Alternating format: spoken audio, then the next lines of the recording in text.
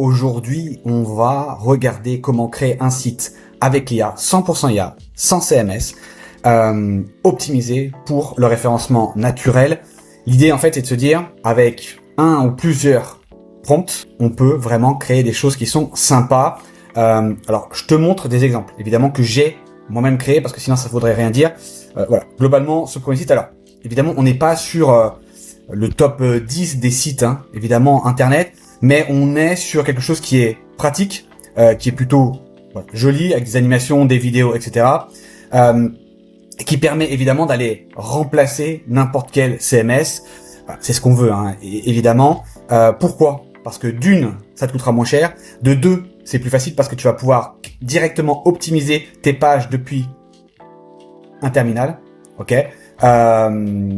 Et dernière chose, on peut évidemment créer des designs de manière infinie en fonction de ce que tu as dans ta tête. La seule limite, évidemment, c'est ta créativité. On peut tout demander à l'IA.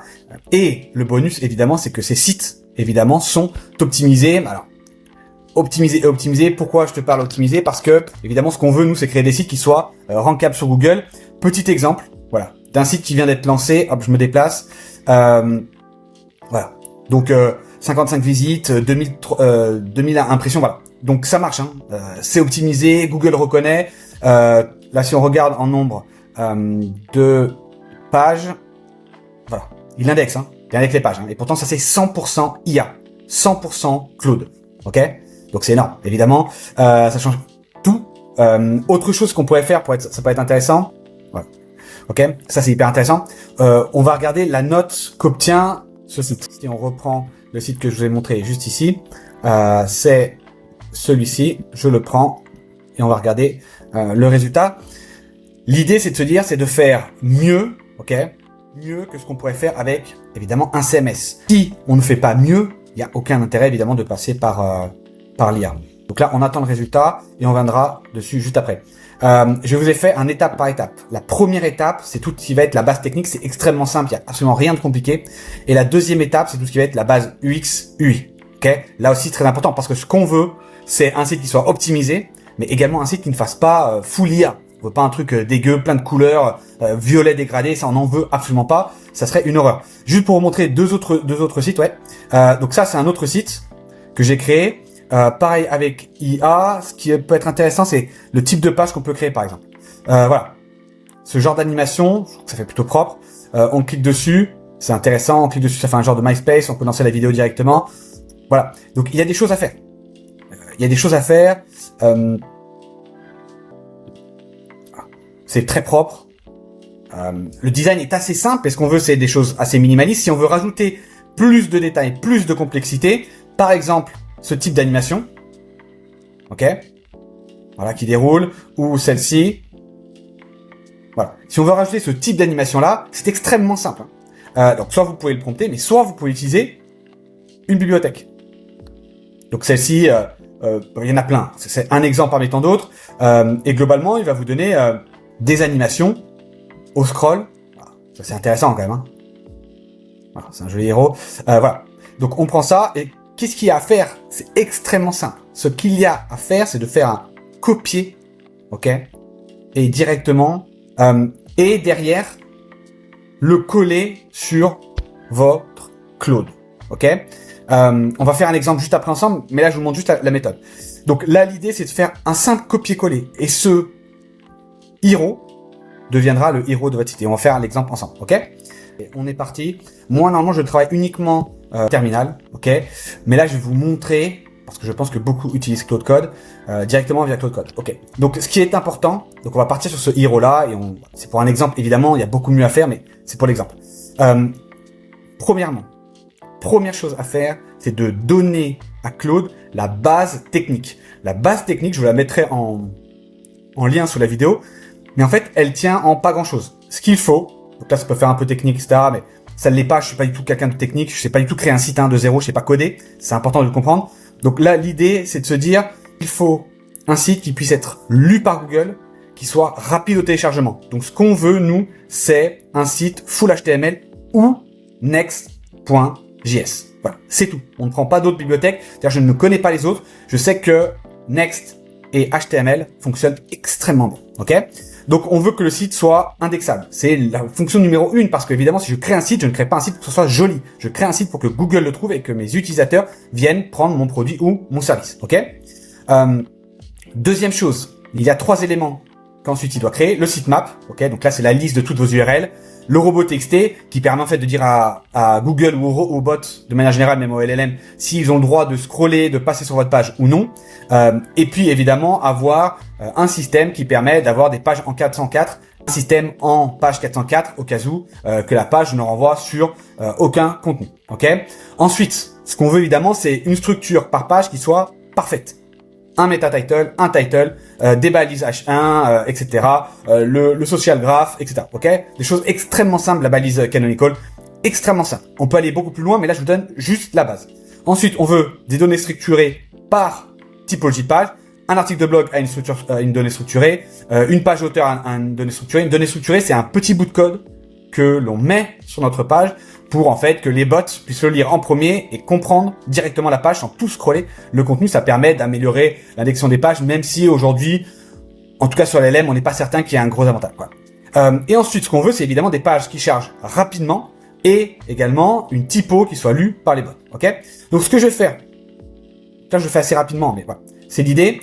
Ce que je vais faire, c'est que je vais donner ça à Claude Code. Ok? Donc on va créer un site.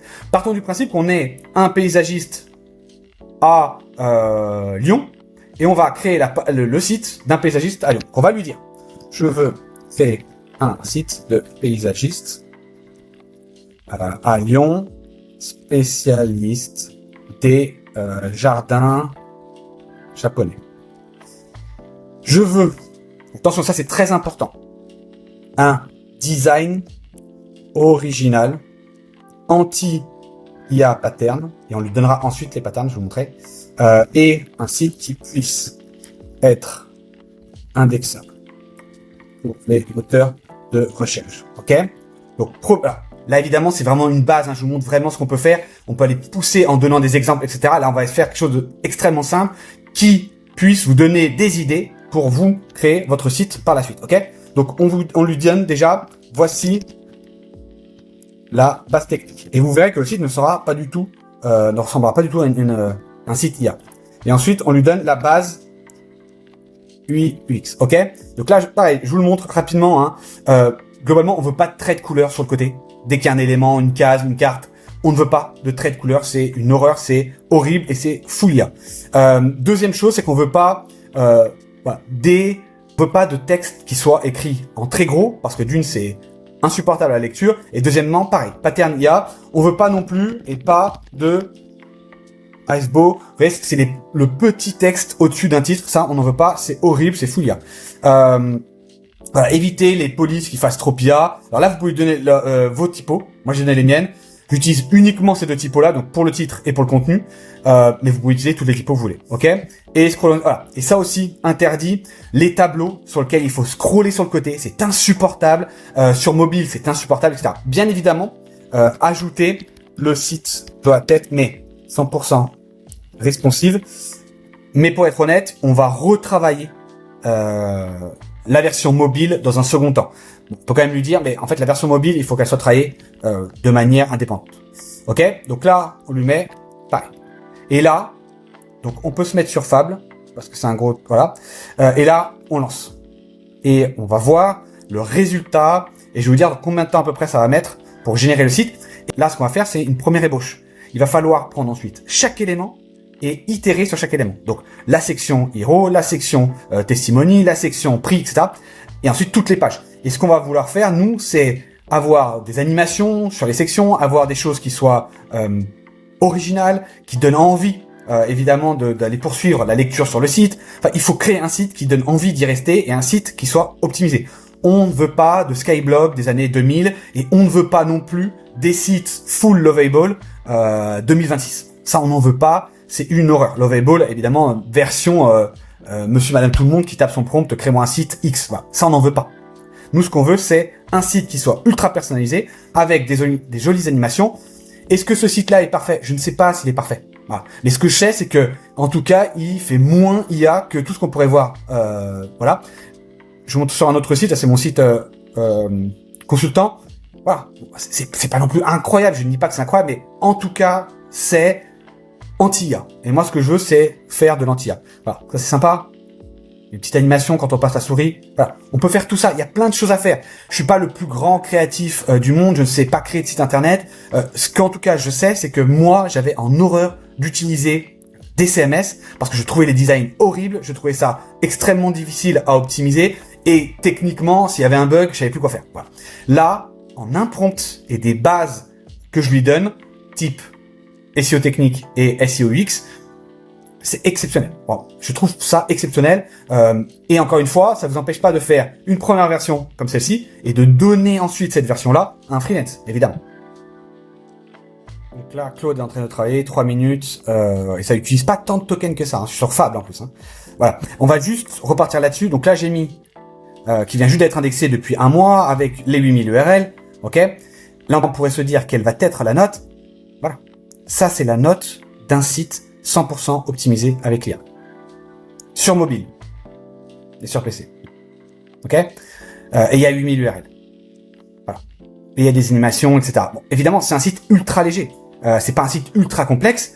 Ses propres infographies, etc. C'est quand même... voilà. Ok.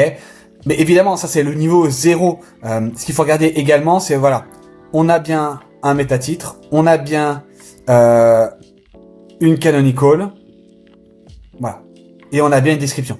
Ça, c'est au minimum. Alors, c'est en local, on a le sitemap, etc. Je sais pas ce que vous en pensez. Moi, je trouve ça extrêmement propre. On parle d'un site artisan. Donc, il y a 5 pages. Encore une fois, la question, c'est pas de savoir est-ce que vraiment WordPress, Webflow ne servent à rien. J'en sais rien. Mais pour le type de site que je crée, type 5 pages avec une partie blog. Donc là, il m'a pas encore créé la partie blog, mais derrière, on peut créer toute une partie blog, toute une partie vidéo, connecter ça à YouTube, etc., créer des podcasts. Bon, on pourrait penser plein de trucs, des outils. Là, pour un jardin, ça peut être des PDF autour de comment entretenir son jardin. On peut créer tout ça. Ok, il m'a même créé un mini logo. Bon, voilà. C'est niveau 0, c'est niveau 1. Mais on peut déjà faire tout ça. Là, ce qu'on peut lui montrer, je vais vous montrer un exemple. Hein. Mais par exemple, ajoute dans le héros une animation. Ok. Basée sur la DA du site. Je ne veux pas une image statique. Voilà. Je vous montre ça parce que ce que je veux vous dire, c'est que une idée peut devenir en fait quelque chose sur le site qui existe vraiment. C'est pas uniquement des blocs qu'on ajoute ou des choses qu'on prend sur des bibliothèques. Voilà, type ça. Ça on lui a pas donné, on va le faire ensemble. Ah bah tiens, alors on va annuler ça. Hop. Voici mon héros adapte à la DA. Ok, donc là en fait, par exemple sur une bibliothèque, c'est simplement des lignes de code qu'on a copiées. Et lui va s'inspirer de ça pour créer. Voilà. Mais ce que je veux dire, c'est que en fait, ça c'est donné, c'est un exemple. Mais on pourrait imaginer que vous avez déjà en tête tout un univers de sites. Il vous suffit de prompter et en fait, il n'y a quasiment pas de limite. Sur les CMS, pour moi, il y a une limite. La limite, c'est on va dire, le design du bloc que vous ajoutez ou le design du template. Et ben là, il y a absolument aucune limite. Voilà. Donc là, encore une fois, petite pause et on se retrouve juste après. Donc là, on reprend. Ce qui est intéressant, voilà, c'est que ça me plaît pas. Je vais vous montrer. Donc en fait, ce qu'il a fait, c'est qu'il a bien repris l'animation. Alors, si on n'avait pas dit reprends ce héros basé sur notre DA, il aurait exactement mis ce héros là. Ok. Et comme on est sur du jardin japonais, voilà, l'intérêt c'est pas de copier le prompt tel qu'il est, c'est de l'adapter à notre site. Et en fait, il me fait ce résultat-là. Donc, ouais, il a gardé l'animation, mais l'animation ne me plaît pas. Donc, je vais lui demander, peux-tu créer des images jardin japonais, scroll du héros, pas juste une image statique. Voilà. Et donc là, moi, je veux en fait retrouver notre animation, mais avec des images. Voilà. Alors ça fera pas exactement le même rendu. Ça peut faire exactement le même rendu si vous faites juste un copier-coller. Vous lui dites respecte le prompt. Hein. Mais moi, je veux pas qu'il respecte le prompt. Ça n'irait pas du tout sur le site. Voilà. Bon, après on pourrait changer plein de choses. C'est une première version.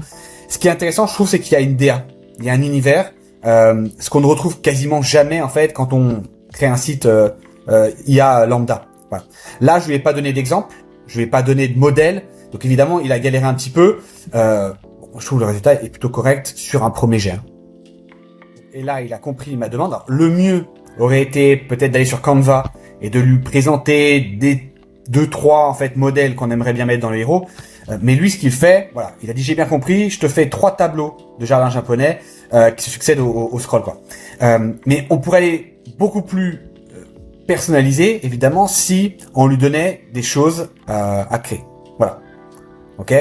Là, c'est juste pour vous donner une inspiration. C'est pas exactement pour le faire. Ça a pris 10 minutes. Hein. Ça fait 10 minutes qu'on est ensemble, 20 minutes. Bon, un site, hein, ça va quand même prendre du temps. Ça peut prendre au moins une demi-journée. Mais moi, ce que je faisais avant, c'est qu'en une demi-journée, j'avais même pas la page d'accueil. Une page d'accueil qui était même pas optimisée, qui était horrible. Là, on peut avoir toute une partie blog, avoir déjà des articles de blog parce qu'on pourrait très bien imaginer qu'ils prennent le script de nos vidéos YouTube pour en faire des articles de blog, nos posts LinkedIn pour en faire des articles de blog, des entretiens clients qu'on a eu pour en faire. Voilà, on pourrait déjà avoir beaucoup de contenu et ces pages-là déjà créées sur le site sur un modèle. C'est-à-dire que dès qu'une page va se créer, si on a validé le modèle de page, lui, il va utiliser ces couleurs-là, la typo, etc. Les images créées comme ça à la main un petit peu, qu'on aime pas. Encore une fois, il faudra le modifier, mais c'est pour vous donner un exemple. Donc là, ce qu'il me fait, c'est que donc au scroll, il me crée 3 tableaux différents. Ok. Bon, est-ce que c'est joli? J'en sais rien, mais en fait, encore une fois, c'est fait à la main. C'est original. Là, on pourrait très bien imaginer, évidemment, de mettre des vraies photos. Voilà. Ça fasse un scroll un peu plus sympa. Moi, je voulais, en fait, vraiment une DA. Parce qu'encore une fois, toutes ces bibliothèques-là, demain, elles se ressembleront toutes. On aura quasiment tous les mêmes sites, même en allant sur des bibliothèques comme ça. Moi, je ne veux pas que mon client vienne sur un site et se dise encore un de plus, un site de plus. Je veux qu'il y ait un univers, quelque chose qui soit original quand on arrive sur le site, une expérience sur la page. Voilà, une vraie DA. Pourquoi? Parce que nous, on crée des sites brandés et le branding est hyper important également pour le SEO. Est-ce que c'est des sites qui sont d'un branding exceptionnel, type, je sais pas, marque connue? Peut-être pas. Mais en tout cas, il y a une touche, il y a quelque chose de différent. Nous, ce qu'on veut, c'est créer des sites qui soient différents. À vous, ensuite, d'aller itérer. Chaque section doit être améliorée. Là, si vous n'aimez pas les couleurs, on lui demande de nouvelles couleurs. Par exemple, vous pouvez lui demander, peux-tu me proposer 3 versions en local avec 3 couleurs différentes. Voilà. Et je choisis. Voilà. Donc là, ce qu'il va me faire, c'est qu'il va me proposer en local 3 palettes de couleurs différentes. Et moi, je vais pouvoir choisir parmi ces palettes-là, celles qui me correspondent le plus, celles que j'aime le plus, qui correspondent le plus à ma marque. Là, il faut savoir également qu'on est parti à partir de rien. La marque n'existe pas. Je ne suis pas du tout paysagiste à Lyon. Donc évidemment, c'est un peu plus difficile. Mais si j'avais déjà une Google Business ou si j'avais déjà un site internet, il se baserait évidemment sur ce qui a déjà été fait. Il m'indique qu'il a terminé. Donc en fait, il me propose 3 en fait couleurs différentes. Voilà. Donc là, on est plutôt sur du vert, voilà, militaire. On est plutôt sur du bleu. Voilà. Et en fait, à moi d'ensuite de lui dire, là, on est plutôt sur du gris foncé. Ok. Là, l'idée en fait, c'est de lui dire lequel nous plaît. Là, on a juste choisi la couleur. On pourrait travailler sur la typo, on pourrait travailler sur la mise en page, etc. Vous voyez, en fait, c'est extrêmement facile. Tout se passe en local. Rien n'est publié. Et ensuite, il faudra publier. Et ensuite, aller sur la Search Console pour indexer les pages. Voilà. Mais c'est extrêmement simple. On peut aller extrêmement loin. Là, c'est juste un exemple. Si la vidéo vous plaît, vous me le dites en commentaire. Et on crée un nouveau site sur une nouvelle activité. Vous donnez l'activité, le secteur. Et je crée un nouveau site qu'on pourrait même suivre dans le temps. Voilà. Et ensuite, donc ça, c'est sur la partie UX, UI. Et ensuite, il y a tout ce qui va être skills pour faire des audits, pour faire le mage interne. Et ça, pareil, vous passez uniquement via le terminal et lui-même va faire des corrections, va indexer vos pages, va améliorer les mages internes, faire des audits, vous faire des alertes. Ah, il y a une page qui perd des positions, etc. Tout ça se passe en interne. Et en fait, globalement, tout ce que je vous raconte ici, Cadence qui va s'occuper de toute cette partie-là. Vous voyez, il y a des autonomes qui vont aller directement regarder les anomalies sur la Search Console, regarder vos positions, etc. L'idée, c'est d'avoir une IA qui connaît parfaitement votre site, qui vous alerte, qui fasse des choses techniques, des tâches techniques, en améliorant évidemment vos positions, en vous aidant à trouver des clients sur des mots-clés business, etc. Voilà. En gros, il fait à votre place des choses que vous pouvez faire directement dans le terminal. Je vous souhaite une excellente journée. Merci d'avoir regardé cette vidéo et je vous dis à très très vite. God bless.